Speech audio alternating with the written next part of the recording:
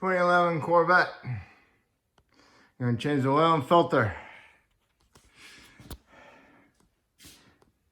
All right, what you need to do is make yourself some ramps like that and drive your Corvette up on top of it to raise it up in the air a little bit more. Get yourself a low profile jack. And you wanna go underneath the vehicle. You wanna get yourself a 2x6, about 1.5 feet long. You wanna jack it up here in the middle. And get yourself 2 jack stands. And when you jack it up, put the jack stands underneath the A-frames right here. 2 of them. And then right directly back here is the drain plug and the oil filter, okay? There's nothing in the front to grease unless that component has been replaced with a greasable component, okay? So this is a 15mm drain plug. So you need to break that loose and get your pan underneath it and catch it and let it drain. And when it's got a small dribble amount, then you can loosen up your oil filter and let that drain also into your pan. Okay, it's draining. Now all you need to do is get the oil filter loosened up. This one has headers. So this is the claw type. Kind of hard to get in there because the oil pan is in the way and you can't get them in there. Same thing with the oil filter, regular oil filter wrench. So I'll have to come over here and see if I can get in there, which I can. And I'll have to weasel it around in there a little bit at a time. If you're gonna use the same oil filter all the time, maybe get yourself a cup socket that fits your oil filter, okay? And my engine's cold, so the headers aren't burning me, all right? So I'll loosen that up the rest of the way and let it drain. Okay, in the rear, there's really nothing to grease, but it does have like some stabilizer tie rods for doing rear toe, okay? And they have a grease zerk on them, okay? They're way inside the tire because the tires are so wide that you have to either remove them or get that angle grease zerk onto your grease gun. Because they have grease zerks in them and the tires probably right about there. So if you're gonna jack it up, do the same thing, put a 2x6 under the back, jack it up, put jack stands underneath the control arms, right where the bolts are for them, and support it that way. And there is 2 grease zerks, 1, 2. If you want, you can mark it down and do it every other oil change, so you don't have to keep jacking it up just to grease those 2. Because you don't over grease them, because if you over grease them, then it just comes out anyway. Okay, my fluid is still draining. I popped off my filter so I can let that part of it drip, drain a little bit. I'm gonna let it drain a little bit more, and then I'll put my drain plug on and make sure your drain plug has a gasket on it. All right, I had enough. Well, what you can do is, if you want, you can buy a package of the drain plug gaskets from like Amazon and replace them every oil change. You can do that.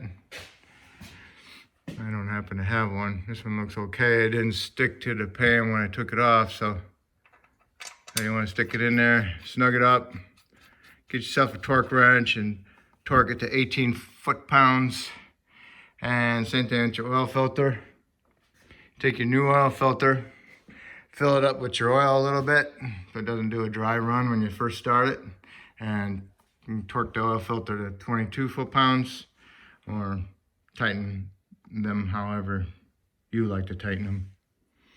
Okay. Put a light film on your seal. You can always wipe off your housing where your filter goes.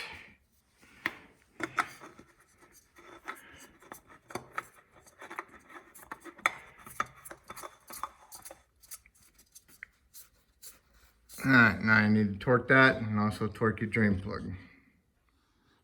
Okay, wipe off your filter, wipe off your drain plug, look around underneath that you can, and see if you see any fluid leaks leaking anywhere, because you're just doing a pre-inspection. And also you want to check your suspension, you know, make sure there's not any rust coming out of your boots, or your boots are torn on your ball joints or your tie rods, or any fluid coming out of your boots on your rack. Okay, and then also shake your stabilizer links to see if they got any play or some rust coming out of them, or all the boots on them are shot. So if you heard any rattling type noises, it's most likely it's the stabilizer links.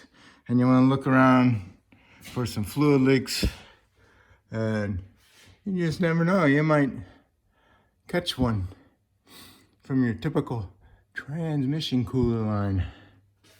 And then nice happens to be this one, and this is the one that runs all the way to the back. Ain't that swell? Well, if this is aluminum, I'm gonna cut it and I'm gonna put myself some fuel line hose clamps on there. Those are the ones that aren't worm clamps, because the worm clamps, well, I've actually cut the rubber. Okay, and pick up a box of these at Amazon. They come in different sizes, so you can figure out what's the best size for it. Okay, it's this style I'm talking about. All right. Anyway, after you're done underneath, you might want to lower it down, check your tire pressures, okay? And then you want to open your hood and pour your fluid in. Okay, you need to open up your hood. If you've never opened your hood, it'd be over there on the left side where your foot is, on your left foot, right about ankle height. And you pull that lever and you open, and you come over here and you lift up the hood. Okay? And then you come over here and you figure out where your oil filter cap is. Here's the power steering, and here's the oil filter cap right there. And try to remove the cap. The other plastic piece will try to turn with it, but just try to hold on to the bottom and remove the top part of it. The filter cap is on there pretty good. It's because of that O-ring. So put a little bit of grease on this O-ring, just a little bit. So when you go back together, it isn't so tight. And then that's where you want to fill it. I never changed oil on this vehicle before, or one of these. So I'm going to put 5 quarts in it, and I'm going to start it and see where it's at, and then top it off from there. And your dipstick is right here, and we'll get to that. Just another note, before you put your filter in there and put oil on it, you might want to wipe out your filter, because your filter sits around your garage collecting dust for 6 months, 4 months out of the year before you use it again. So make sure you clean your funnel out, because you don't want that dust going inside your engine. And when you fill it, try not to overfill it so it comes out that little filler tube and gets on your engine a little bit, like I did. Okay, so be careful. Okay, you poured oil in it. Now you put your oil cap back on, go inside the vehicle, start it up, let it run a couple seconds, look at your oil pressure gauge, make sure it's topped off, and then you can shut it off, and you come out here and you pull your dipstick out, which is right here in that tube right there. Pull it out, and then you want to look at where it's supposed to be, okay? Get an idea before you stick it in there.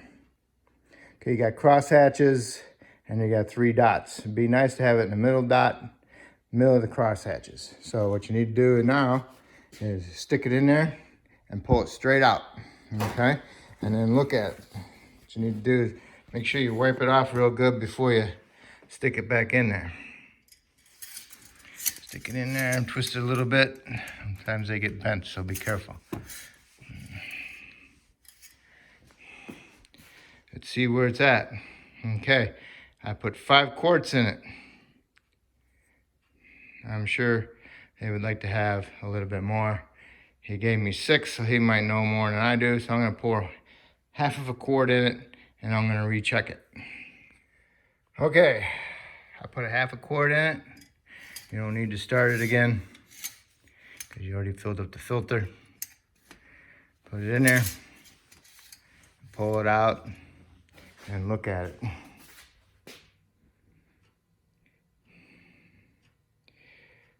It looks like it's just right at the half.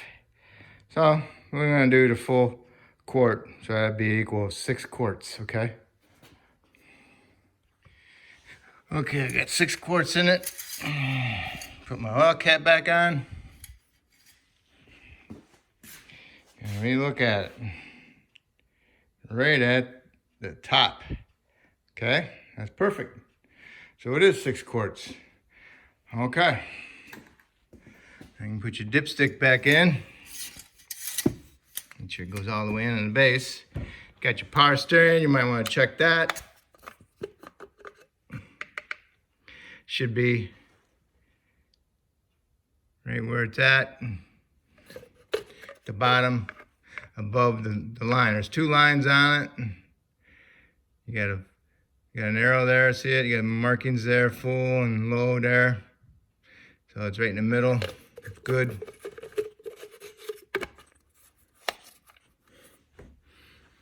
The coolant's over there on the driver's side. It's full. It should be like maybe an inch below the top of the black. And right there's your master cylinder. You can see where the fluid's at. That's correct where it should be. And right next to that is the washer solvent. So you need to put some washer solvent in it. Also, here's your battery. Inspect your cables. Ugh. Make sure they're not all corroded like that. Okay, now, looks pretty nasty. What I use for that,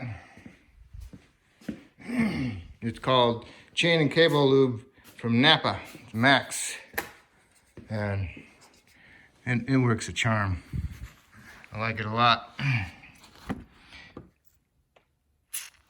do a little spray it on it. And they eat that crud right up. Just let it sit there for a while. Helps and protects. Does way better than any battery cleaner does. Okay? Alright. Well, oil's done. Top off our washer solvent. And then you're done underneath your hood. And make sure you put an oil change sticker on it. For 3,000 miles, that's what I recommend. I don't recommend going 5, whatever. Oil's decently priced still. And let that solvent, let that spray sit there on a while, and then you can wipe it off. Wipe off the excess. Hit it with a wire brush. And if you want, you can spray some more on it. Okay? And that's how you do your oil change on your Vette. Alright, well thank you. If I helped you out, hopefully you can subscribe to me. I appreciate it.